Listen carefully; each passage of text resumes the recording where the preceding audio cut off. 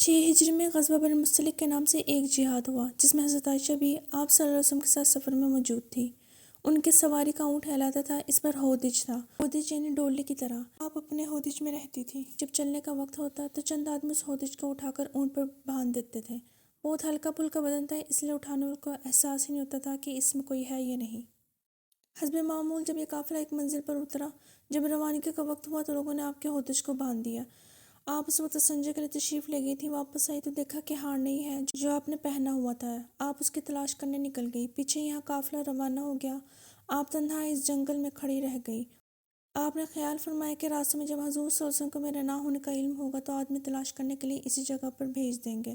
آپ وہیں بیٹھ گئی اور جب نیند کا غلبہ ہوا تو سو گئی۔ حضرت صفوان بن معطل رضی اللہ عنہ ایک بزرگ صحابی تھے جو قافلے کے پیچھے اس لیے رہا کرتے تھے کہ راستے میں گری ہوئی چیزوں کی خبر رکھ سکیں۔ جب وہ صبح اس جگہ پر پہنچے تو آپ نے حضرت عائشہ کو دیکھا۔ چونکہ پردہ کے حکم نازل ہونے سے پہلے انہوں نے حضرت عائشہ کو دیکھا ہوا تھا، اس لیے ان کو پہچان لیا اور زور سے بولے ان للہ و انا الیہ راجعون۔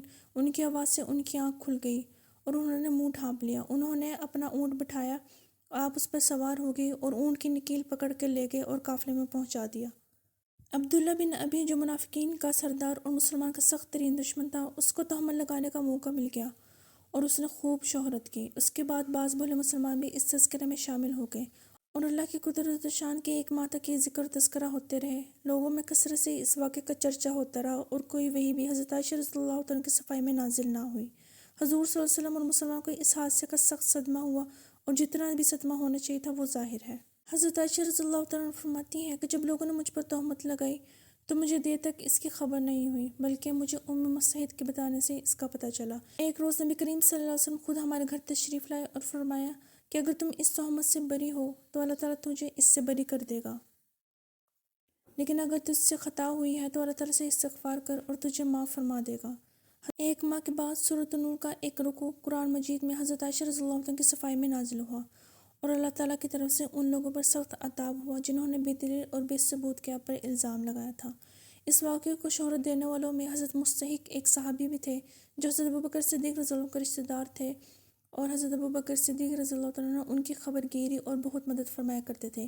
اس تہمت کے قصے میں ان کی شرکت سے آپ کو بہت زیادہ رنج ہوا تھا اور ہونا بھی چاہیے تھا کہ انہوں نے اپنے ہو کر بے تحقیق بات کو پھیلایا۔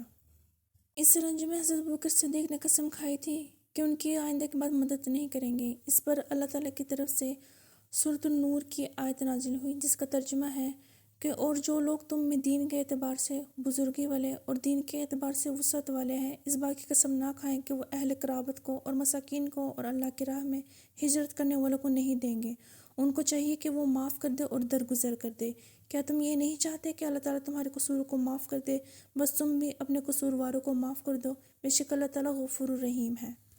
حضرت ابوبکر صدیق کے علاوہ بعض دوسرے صحابہ نے بھی ایسے لوگوں کی مدد نہ کرنے کی قسم کھائی تھی جنہوں نے اس تہمت کے واقعے میں زیادہ حصہ لیا تھا۔ اس آیت کے نازل ہونے کے بعد حضرت ابوبکر صدیق نے مستحق کو دوبارہ اپنی پرورش میں لے لیا تھا۔